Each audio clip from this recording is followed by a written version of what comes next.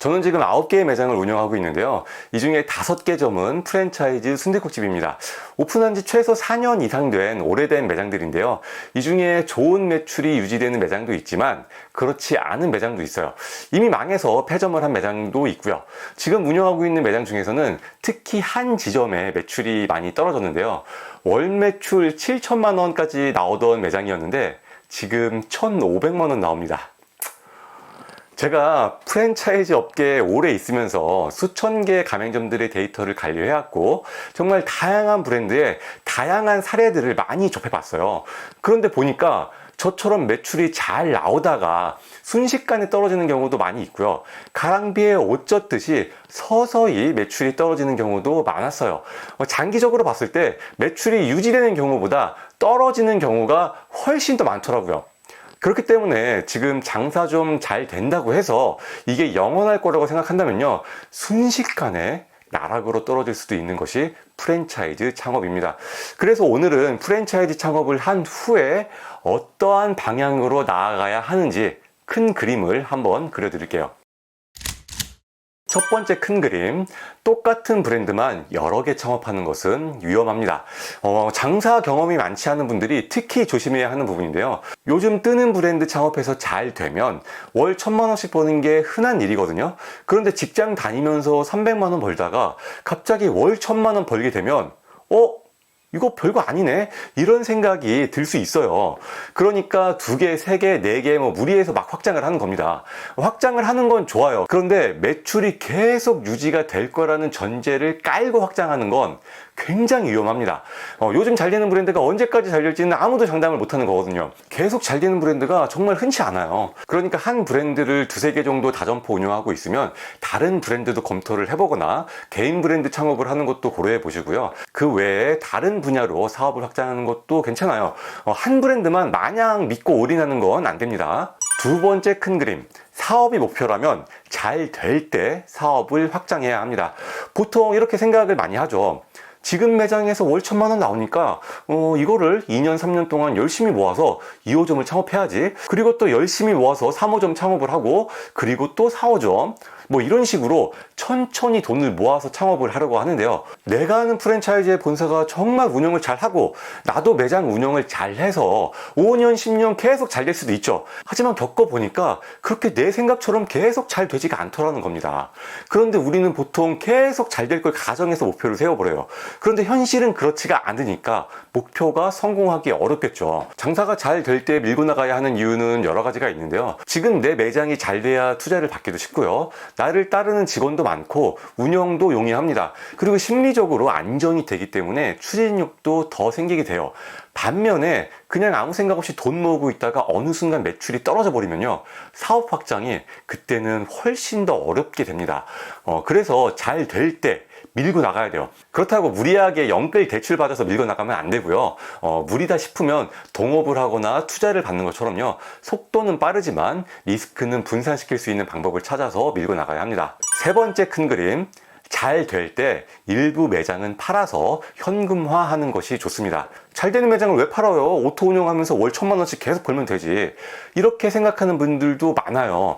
물론 계속 잘 되는 걸 기준으로 판단하면 매장을 계속 늘리는 게 무조건 좋죠. 그런데 나중에 매출이 떨어질 걸 기준으로 판단하면 매장을 늘릴수록 오히려 더 위험합니다. 그런데 매출이 유지될지 떨어질지는 아무도 장담을 못하는 거잖아요. 특히 프랜차이즈는 나 혼자 잘한다고 해서 계속 잘 되는 것도 아니고요. 본사도 계속 잘 해주기를 기대해야 하는 건데, 이거는 내가 어쩔 수 없는 문제거든요.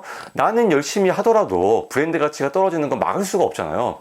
그럼 거기에 대한 대책을 세워야 하는 건데, 그냥 안 떨어지겠지, 아직은 괜찮겠지, 이렇게 생각을 해버려요. 이러다 어느 날 정신 차려보면 매출이 떨어질 대로 떨어진 상태일 수 있습니다. 이런 경우가 진짜 많아요. 그러니까 막연한 기대를 가지고 너무 욕심 부리지 마시고요. 좋은 값 받고 팔 수 있는 매장이 몇 개 있으면 일부는 팔아서 현금화하는 것도 좋습니다. 그걸로 좀 더 다양한 사업 포트폴리오를 구축해도 좋고요. 내 자산을 늘려도 좋고요. 네 번째 큰 그림, 절약하기입니다. 저도 처음에 프랜차이즈 가맹점을 여러 개 오픈하고 돈이 좀 들어오니까 돈을 막 쓰게 되더라고요. 그 전에는 직장에서 죽도록 일하고 250만 원씩 벌었는데 매장 3, 4개 오토 운영하면서 그 10배 이상 되는 돈이 통장에 막 꽂히니까 얼마나 신이 났겠어요. 어떨 때는 일부러 한 달에 1,000만 원을 써보기도 했습니다. 그런데 저도 경험이 쌓이다 보니까 이 정도 돈이 생각보다 별 볼 일 없는 돈이고 언제든지 사라질 수도 있는 돈이라는 걸 알겠더라고요. 왜냐하면 돈을 흥청망청 쓰다가 나락가는 사장님들도 많이 봤고요. 저도 여러 가지 위기를 겪고 특히 코로나라는 대위기를 겪으면서 야, 이게 정말 어떻게 될지 모르는 거구나 라는 생각을 많이 하게 됐어요. 그래서 지금은 사업 초창기보다 훨씬 더 많이 벌지만 오히려 그때보다 더 절약하면서 살고 있습니다. 예를 들어 옷도 거의 안 사요. 저 보세요. 맨날 똑같은 옷만 입잖아요. 비행기도 가급적 저가 항공을 타고요. 굳이 사무실도 필요 없어서 재택근무합니다. 가족이나 직원 같은 주변 사람들에게는 제 형편에 맞게 또 베풀어야 된다고 생각을 하지만 저를 위해 쓰는 돈은 거의 없어요. 뭐 딱 하나 찔리는 게 있어서 고백하자면 차만 좀 좋은 거 하나 샀습니다. 그래도 사업하는 사람이 어느 정도 품위 유지는 해야 한다는 핑계로 그거 하나 산 것 빼고는 근검절약하면서 살고 있습니다. 제 생각이지만 순 자산이 100억대 이상이거나 한 달에 몇 억씩 우습게 버는 수준이 아니라면요, 다 절약하면서 살아야 된다고 생각합니다. 그렇게 절약한 돈으로 꼭 해야 될 게 있어요. 이게 5번째 큰 그림인데요. 5번째 큰 그림, 사업소득을 자산으로 바꿔야 합니다. 집이나 상가, 건물, 땅, 주식, 대표적으로 이런 것들이 있죠. 이 중에서도 특히 집은 꼭 사야 돼요. 1주택은 비과세라는 엄청난 혜택이 있기 때문에 이 혜택을 반드시 누려야 됩니다. 그러니까 일단 집부터 사시고 그 다음에 뭐 건물이든 주식이든 다른 자산을 모으는 걸 권장드려요. 저도 사업 초창기에는 자산에 대한 욕심이 전혀 없었어요. 그 돈으로 매장 오픈하면 월 1,000만 원씩 나오는데 뭐하러 집을 사? 그랬거든요. 그런데 지나고 보니까 그게 아니더라고요. 안전 자산이 탄탄하게 딱 구축이 되어 있으면요, 사업이 잘못되었을 때 훗날을 도모할 수 있다는 생각에 훨씬 더 안정감이 생기게 되고요. 최악의 순간에 우리 가족과 직원들을 책임질 수 있는 안전 장치가 될 수도 있습니다. 그러니까 지금 당장 잘 된다고 해서 무리하게 사업 확장하고 돈 펑펑 쓰고 그러지 마시고요. 적당히 사업 확장하면서 좋은 가격에 팔 수 있는 매장은 팔아서 현금화하기도 하고요. 또 알뜰하게 돈 모아서 빠른 시간 내에 자산 취득하는 걸 목표로 하시면 좋을 것 같아요. 지금 잘 나가는 사업가라 할지라도 안전 자산이 부족하면 항상 불안해요. 결국엔 자산 많이 모은 사람이 가장 속 편하게 사는 겁니다.